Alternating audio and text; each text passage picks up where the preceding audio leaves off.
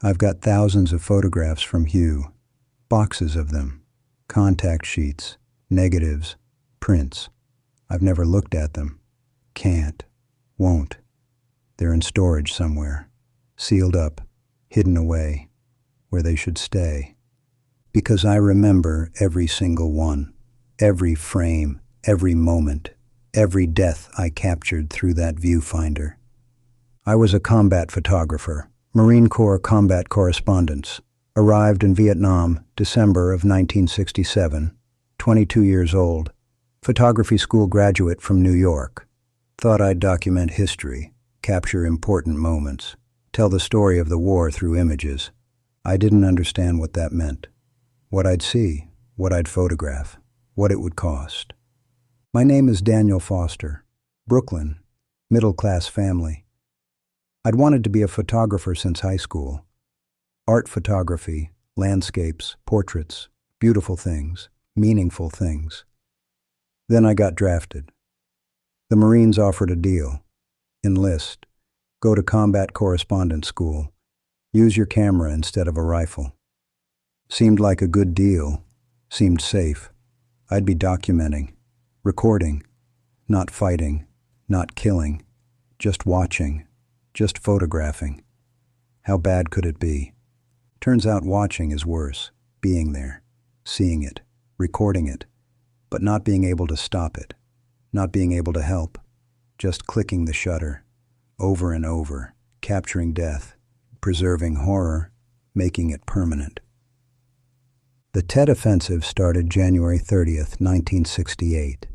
Communist forces attacked all over South Vietnam, coordinated, massive, caught us completely off guard. Hue City was one of the targets. Ancient imperial capital, cultural center, third largest city in South Vietnam. The NVA and Viet Cong took most of it in the first 24 hours. The Marines went in to take it back, house to house, block by block, room by room. The bloodiest urban combat of the Vietnam War. 26 days of fighting. The city was destroyed. Thousands of civilians killed. Mass graves, atrocities, horror beyond description. And I photographed all of it. I was attached to the 1st Battalion, 5th Marines. Followed them into Hue on February 1st. Carried a camera instead of a rifle, though I had a .45 pistol. Never fired it. Never needed to. The Marines protected me, kept me alive while I did my job, while I documented their war. My job was to shoot photographs, not people. Photographs, press the shutter, advance the film, shoot again, capture the moment, tell the story, show America what was happening, what their sons and brothers were doing, what war really looked like. I did my job.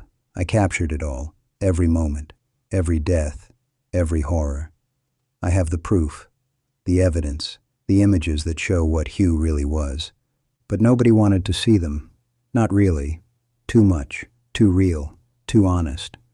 The photos that made it into Stars and Stripes were the sanitized ones, the acceptable ones, heroes in action, wounded being treated, Marines helping civilians, not the real ones, not the truth, not what I actually saw. That stayed in my camera, in my memory, forever. Hue was chaos when we arrived. The NVA controlled 3/4 of the city. They dug in, fortified positions in the old citadel, in buildings, behind walls. Machine gun nests everywhere, snipers, mortars. They were ready for us. The Marines went in heavy, tanks, Ontos, tracked vehicles with 6 recoilless rifles, artillery, air support. We were going to blast them out, reduce the city to rubble if we had to. And we did. We destroyed Hue to save it. That's what they said. That's what we did. I was with Alpha Company when we pushed into the southern part of the city. The fighting started immediately. Sniper fire from buildings, RPGs from alleys, AK-47s from windows. You couldn't see the enemy, just muzzle flashes, just incoming fire, just Marines dropping, wounded, dead, gone. I photographed it all, through the viewfinder of my Nikon F 35mm film, black and white. I shot constantly, advancing with the Marines, taking cover when they took cover, moving when they moved, but always shooting, always documenting. I got a shot of a Marine getting hit, sniper round through the chest. I saw it through the lens, saw the impact, saw him fall, click, captured it, preserved it, made it permanent. He died 30 seconds later. I photographed that too. His buddies trying to save him, the corpsmen working on him, the moment they realized he was gone, the look on their faces. Click, click, click. Then we moved on, because that's what you do in combat. Someone dies and you keep moving. I kept photographing. They kept fighting. The war didn't stop for the dead. The Marines would blow holes in walls to move between buildings, avoid the streets where snipers waited, go through houses, through people's homes, through their lives.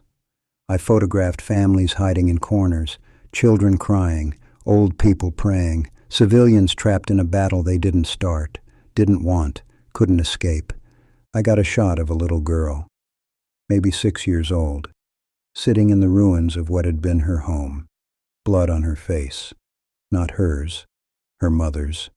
Her mother was dead, blown apart by an RPG that had missed the Marines and hit the house instead. The little girl just sat there, staring at nothing, in shock, broken. Click.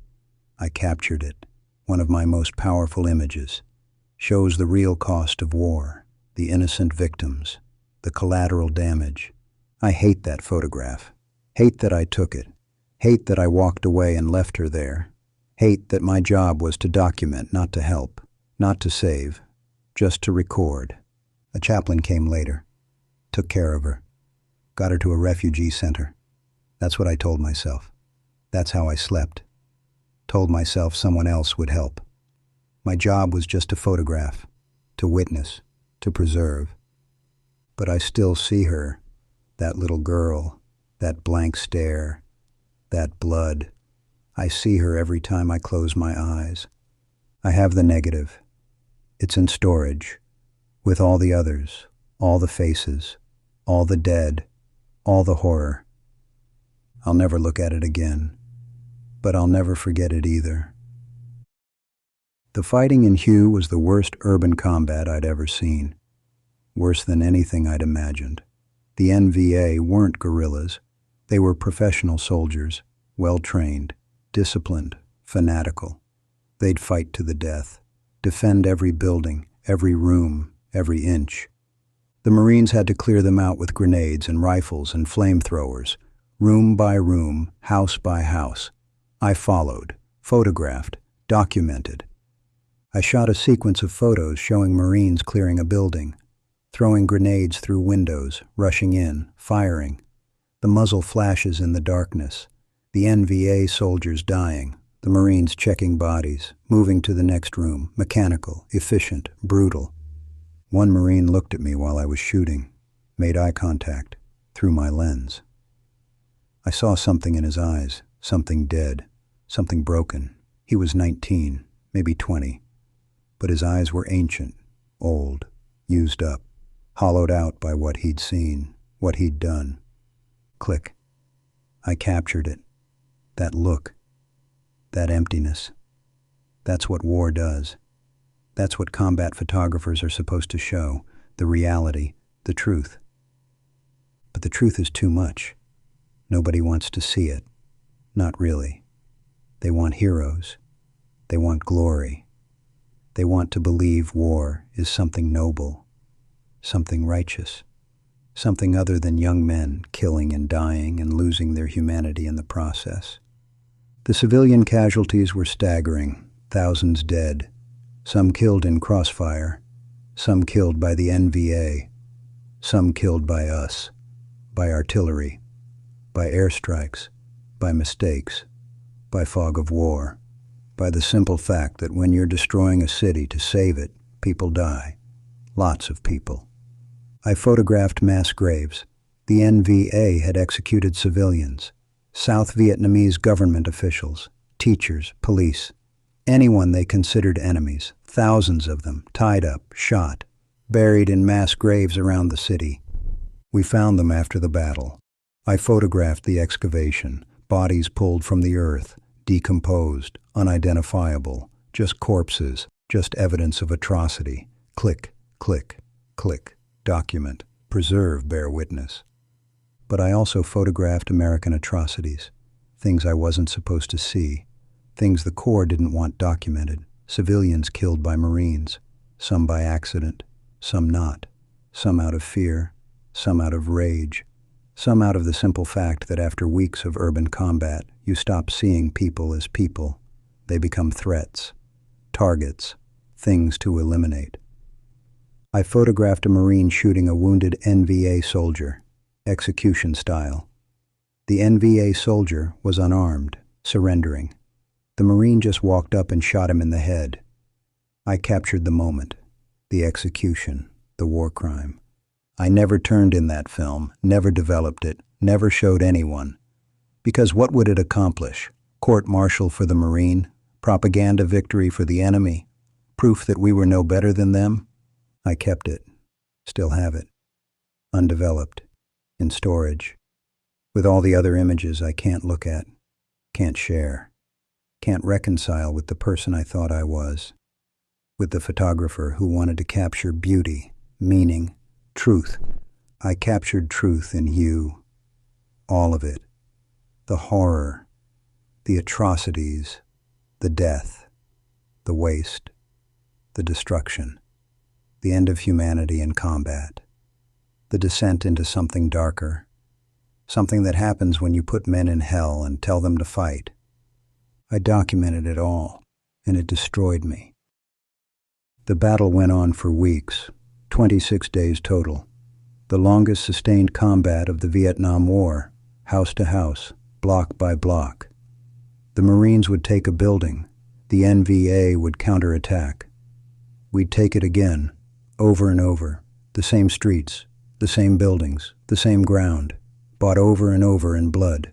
I shot rolls and rolls of film, hundreds of photographs, thousands. I became numb to it, the death, the destruction, the horror, just another shot, another frame, another moment to capture. Click, advance, click, advance, mechanical, automatic, detached. That's how you survive as a combat photographer. You put the camera between you and reality. You see the world through the viewfinder. It becomes abstract, composed, framed, just light and shadow and form, not people, not death, not real. But it was real, and somewhere inside, I knew it, felt it, carried it. I photographed a Marine crying. He'd just lost his entire squad. Ambush, RPG, 7 men dead. He was the only survivor, just sat there in the rubble, crying. Weapon forgotten, radio dead. Just a boy from somewhere in America, broken by war, by loss, by the weight of being alive when his friends weren't. I photographed him, captured his grief, his trauma, his breakdown, because that was my job. Document, record, show the truth. He looked at me, through his tears. "Why are you taking pictures?" he asked. "Why aren't you helping?" I didn't have an answer. Still don't. What was I supposed to say? That documenting was helping? That showing the truth mattered? That these photographs would change things? Make a difference? They didn't. Nothing changed. The war went on. Men kept dying. I kept photographing. The images piled up. The dead piled up. Nothing changed. By the time the battle ended, Hue was destroyed. 80% of the city damaged or demolished. The ancient citadel, centuries old, irreplaceable, was rubble. Cultural treasures, historic buildings, gone, erased, destroyed to save them from communism. 10,000 civilians dead. Over 5,000 NVA and VC dead. 200 Marines dead. Thousands wounded. For what? We took the city back, declared victory. The enemy retreated.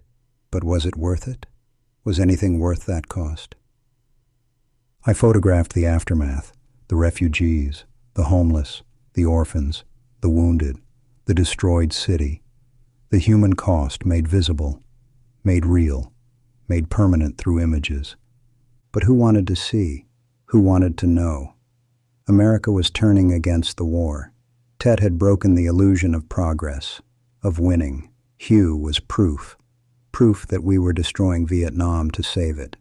Proof that victory came at costs nobody wanted to pay. My photographs showed that, showed the truth. So they stayed in storage, classified, suppressed, too real, too honest, too damaging to morale, to the war effort, to the lie we were telling ourselves. I'd done my job, documented the battle, captured the truth. And it didn't matter. Nobody wanted the truth. They wanted the lie, the sanitized version, the acceptable narrative. So I gave them that, and kept the truth to myself, where it ate me alive. My breaking point came after Hugh, after the battle, after I'd developed the film, after I'd seen what I'd captured, what I'd preserved, what I'd made permanent. I was in the dark room at Da Nang, developing the roles from Hugh, watching the images appear in the developer, one by one, face by face, death by death, all of it coming back, all of it real again, inescapable. The little girl covered in blood, the Marine with empty eyes, the mass graves, the executions, the destroyed city, the crying Marine who asked why I wasn't helping, all of it, every horror, every moment, every death. I'd been there, I'd seen it, I'd survived it, but seeing it again, in the photographs, permanent, undeniable, physical proof, that was different, that was worse. Because in the moment, you can pretend, you can distance yourself, you can put the camera between you and reality. But in the dark room, looking at the prints, there was no distance, no filter, just the truth, the images I'd captured, the horror I'd documented, the proof of what we'd done, what I'd witnessed, what I'd preserved instead of preventing. I started shaking, couldn't stop. The images kept appearing, kept developing, kept showing me what I already knew but couldn't accept. I'd been there, I'd photographed it, I'd made it real, made it permanent, made it art. What kind of person does that? What kind of person looks at death and horror and suffering and thinks, this will make a good photograph? What kind of person captures grief instead of offering comfort? Documents execution instead of intervening? A combat photographer. That's what kind. That's what I was. What I'd become. I destroyed half the negatives, just grabbed them, tore them up, threw them away, the worst ones, the most honest ones, the ones that showed too much, the ones that proved things nobody wanted proven. My commanding officer found me, stopped me, asked what I was doing. I couldn't explain, couldn't articulate, just kept saying too much, too much, too much, over and over. They sent me to the rear, to a hospital, to talk to doctors about combat stress, about trauma, about breakdown. They gave me pills, gave me time, gave me paperwork that said I was unfit for combat duty. They sent me home 2 months later, April of 1968. Honorable discharge, medical, PTSD before we really had a name for it. Just knew I was broken, used up, destroyed by what I'd seen, what I'd documented, what I'd failed to prevent. I came home to New York, to Brooklyn, to a dark room I set up in my apartment, to boxes of negatives and prints from Hugh, from Vietnam, from the war. I never developed the rest, never printed them, never looked at them, just sealed them up, put them in storage, locked them away, where they sit, where they'll stay, because I can't look at them, can't face them, can't reconcile what they show with who I wanted to be, with who I thought I was. I was a photographer, an artist, someone who captured beauty, meaning, truth. Now I'm just someone haunted by images, by faces, by deaths I didn't prevent because I was too busy documenting them. 6 years now, 6 years since Hugh, since Vietnam, since I came home, since I stopped being a photographer. I'm 28 years old. I work in a camera store in Brooklyn, selling cameras, film, equipment, to people who want to capture memories, birthdays, weddings, happy moments, beautiful things. I help them, recommend cameras, show them how to use them, send them on their way to photograph joy, life, everything I wish I'd photographed instead of death. I don't own a camera anymore. Sold them all. The Nikon F that went to Hugh with me, the lenses, the equipment, all of it. Gone. Can't look at a camera without seeing through the viewfinder, without framing death, without capturing horror. I tried once, tried to photograph something beautiful. Took a borrowed camera to Central Park. Spring, flowers blooming, children playing, couples walking, beauty everywhere. I couldn't press the shutter, couldn't take the shot, because all I could see through the viewfinder were the faces from Hugh, the little girl, the Marines, the dead, all of them, superimposed over the beauty, haunting every frame. So I don't photograph anymore, just sell cameras to other people, let them capture their world, their truth, not mine. My apartment is full of photography books, masters of the medium, Ansel Adams, Henri Cartier-Bresson, Robert Capa, war photographers, artists, people who used cameras to document, to tell stories, to show truth. I can't look at Capa's work, can't look at his D-Day photos, his Spanish Civil War images, can't see war photography without being back in Hugh, without being that person again, that photographer, that documenter of death.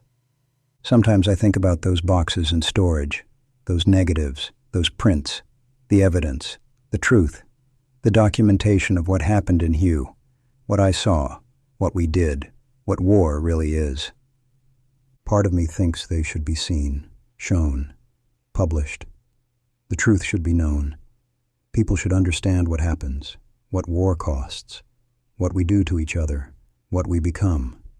But I can't open those boxes, can't look at those images, can't face what I captured, what I preserved, what I made permanent.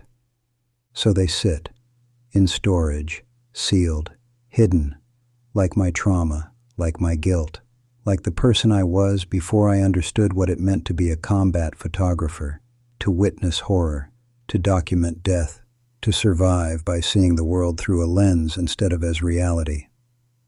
The Battle of Hugh lasted 26 days. I photographed 23 of them, thousands of images, thousands of moments, thousands of deaths, all preserved, all documented, all true, all destroying me. Even now, even 6 years later, even though I don't photograph anymore, even though I locked it all away, even though I tried to forget. You can't forget what you photograph, can't unsee what you capture, can't escape what you make permanent. I went to Hugh as a photographer, as an artist, as someone who believed in the power of images, in truth, in documentation. I came home as someone haunted by images, by what I captured, by what I preserved instead of preventing. I documented the Battle of Hugh, but I never came home. None of us did.